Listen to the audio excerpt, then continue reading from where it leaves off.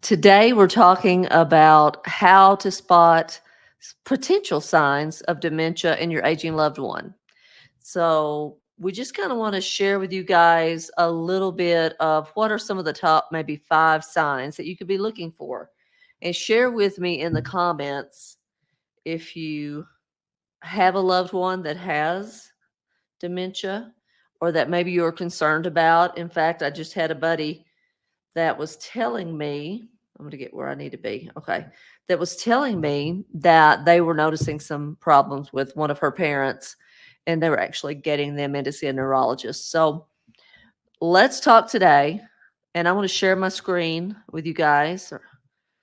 And we're going to talk about signs of dementia and what could you be looking for. And I think it's pretty common when we're looking for some of these things in our aging loved ones. I think number one is not a surprise to anyone: memory loss. And typically, what happens is you'll notice they'll have short term memory issues. They can't remember where they put things. Um, Anything that just happened in a short period of time, they just can't seem to hold on to, like making appointments that they're typically used to keeping up with. They're no longer able to do that. Or if they start asking the same questions over and over, they need you to tell them multiple times, then that's an issue. Now, long-term memory can be affected as well when you're looking at different types of dementia, and there are multiple kinds. But especially, I think, with Alzheimer's, when you look at the research, it's just such a terrible disease that people end up losing their long-term memory too, and it's just sad and unfortunate. Let me know in the comments, are you struggling with a loved one who has dementia, Alzheimer's, which again is just a type of dementia? Let us know. We want to support one another. My dad, as I've mentioned before, did not have dementia in the end, but my mom did. She did not have Alzheimer's, but she did have a type of dementia, but she always knew me, and that was never an issue. So I can't imagine my loved one not knowing me. Just would be gut wrenching. It was bad enough with my mom, that we just really lived in the very present, or we lived in the past. But there was no back and forth, no chit chat. Hey, how was work today? Or what are you going to do? What are we doing this weekend? None of that. It was just in the moment, or we would look at pictures and talk about the past, and that's fine. We just have to meet them where they are and make sure that they're taken care of. But those are really some of the things that people probably start noticing first that really stand out: the memory issue. The second thing that you may notice is that they just have difficulty performing familiar tasks like activities of daily living, getting dressed, bathing, um, even toileting, those kinds of things. They just struggle. They struggle with planning, they struggle with organizing, those kinds of things. Simple tasks that they could have done in the past are a problem now. Um, when I started to notice a decline, she was all about tracking her money. Like, she knew where every penny went, okay? And there's something to be said about that, right? Knowing where all your money goes. I mean, mine just kind of flows, which is not good either.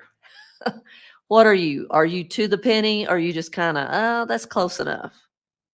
That's just close enough. She was to the penny. So when I noticed that she was not watching her money closely, I thought, that's interesting. So it was kind of a red flag for me. So memory loss, difficulty doing those familiar tasks.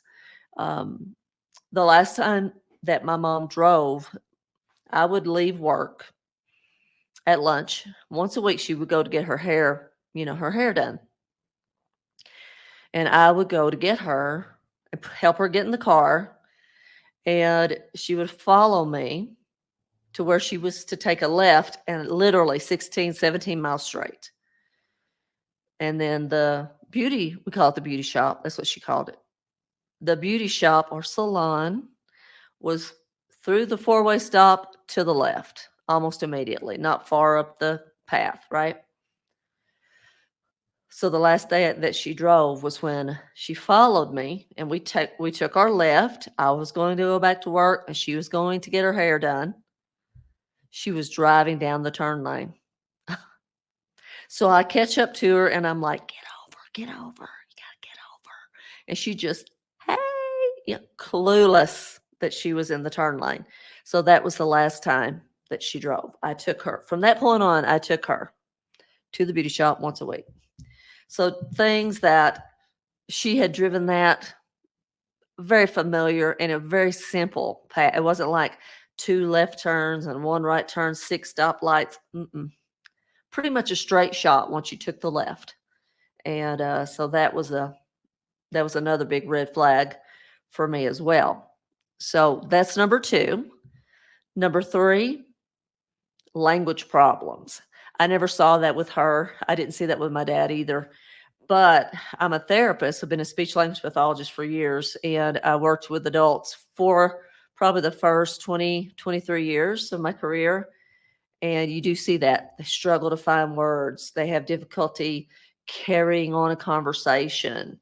They struggle. Some of them struggle with vocabulary, whether it's written or verbal. And it's sad to watch. It's sad to watch, especially when they're at the point that they know they have an issue, but they don't really know what to do about it. It's really sad. So that's number 3. Number 4, disorientation. So they get their times mixed up, their days and nights. Now, I mentioned my dad did not have dementia, but he did exhibit signs or symptoms that he possibly could. What happened to him was he broke his hip, went to the rehab hospital, and they gave him a medication that he was not to have. They gave him a double dose, dropped him, and Daddy never really was able to recover. His whole rehab experience was shot because somebody gave him a double dose, and then a little girl dropped him that night. So ruined him as far as that goes. So cognitively, he was a train wreck. He was not sleeping. So his nights and days were confused. And until we were able to get in to see a gerontologist, he was disoriented, days and nights mixed up, just like someone with dementia. And I knew he didn't have dementia. I just deep down knew he did not have dementia. So when we finally did get in to see the gerontologist and he put him on a couple of medications, I would say in a short time, 2 to 3 weeks, Daddy was able to put most of the marbles back in the bag. And even the doctor was like, I would have never thought that you would get straight again cognitively. But his was because he wasn't sleeping and because of the injury and how he was treated and those kinds of things. But once we could get that sleep pattern straightened out, he did so much better. And when people have dementia, they do get confused. My mom would get confused. She didn't really get her days and nights mixed up but a few times, but she would be disoriented and get agitated at times. So it's hard on them. It's also hard on the people that have to see it. As a family member, you don't want them to be frustrated and struggle like that. But unfortunately, it does happen. And then the final one that I want to talk about today is you will notice, and I kind of alluded to it just then, a change in their mood and their behavior. Sometimes a happy-go-lucky person becomes anxious and they may become suspicious. Someone's going to steal something from me. They're always looking over their shoulder, so to speak. And again, terrible way to live. Maybe they're aggressive and they were just the sweetest person. Maybe cuss you up one side, down the other. I can't tell you the number of patients that I've had in the past and that would cuss. We would be working and they'd just cuss a blue streak and the family would just turn red in the face and they would take me, catch me in the hallway and say, hey, Dad would die if he knew he was talking to you like that. But it's not them, right? Their brain is experiencing so many changes at so many levels. But you will see that sometimes, a change in their mood and behavior. And a lot of times they'll become withdrawn, or apathetic. They just really don't want to try to communicate with anyone. And I'm sure, it's frustrating. They don't understand what's happening. And it's a sad situation. So let me know in the comments again. Do you have a loved one that's struggling? Have they been diagnosed? Have they not been diagnosed? I do want to share with you, since we've talked about some of the things to look for, memory loss, those activities of daily living they maybe struggle with, language problems, disorientation and change in mood and behavior. But what could your loved one, as they age, do to help keep those things at bay? Can we do anything? Is there anything that's possible that we could do? Well, I'm going to give you 3 tips to protect our brain health, and that's for anyone at any age. The sooner the better, right? But if you have a healthy family member or someone that you're just starting to notice having some issues, here's some things that you may want to try with them. Number 1, it's common sense. Eat well. Eat whole foods. Limit the processed foods, limit that sugar intake. Try to eat, you know, enough protein, good protein, fruits and vegetables. Try to make your plate that 80% of the time, and give yourself, the other 20% to enjoy the things you enjoy. I'm not saying restrict things that you enjoy all the time, every day, every minute. But if we want to protect our brain health, and you're looking at someone that loves some sweets, okay?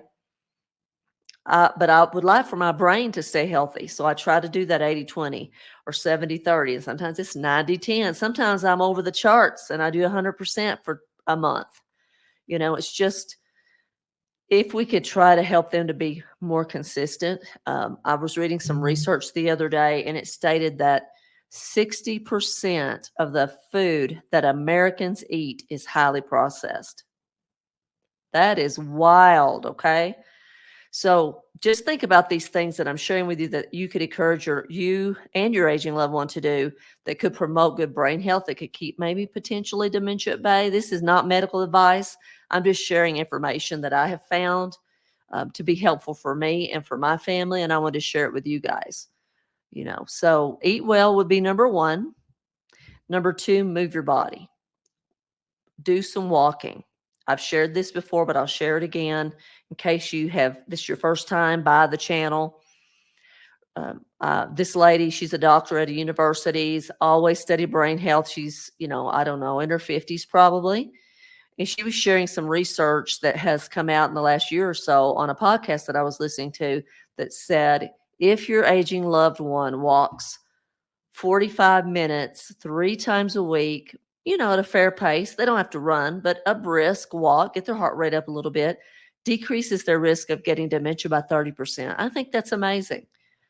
Let me know, do you walk? Do you do any type of exercise? What about your parents or your grandparents? Let me know. Drop it in the comments, and let's share what we do and what our family what our family does. So you can also do weights and resistance training, which is great for multiple reasons. Anything, Pilates, yoga, swimming, whatever you enjoy doing, just move your body. That has been shown through research to benefit not only the physical body, but also the brain. And then number 3, maintaining relationships. It's important. It's been proven through science, but in reality, human being to human being, maintaining relationships, having faith. What is your faith? My faith is in God. Having faith, relationships with family and friends, maintaining those, keeping those. Maybe you go to a gym class at the YMCA or whatever, and you have a little community and you walk. Just keeping those relationships has been proven to help mental status, to stay cognitively sharp and on point. I've shared with you guys, let me get that off of here. I've shared with you guys on here before about the blue zones. We've talked about that and how he went to different areas across the globe, from the United States to Greece to, Japan and different places. And they all had segments of people who were living to be over 100. And these were some of the common factors. They ate well, they exercised, even if it was unintentionally, walking up and down hills, up and down steps, bending over in the garden, getting up and down off the floor, whatever it was, they were doing that on a daily basis. And they had community. They had faith, in whatever, a lot of them went to church, but that sense of community, coming together and having meals, and just that preparing their own food, not eating processed foods, and they were living to be 100 and beyond.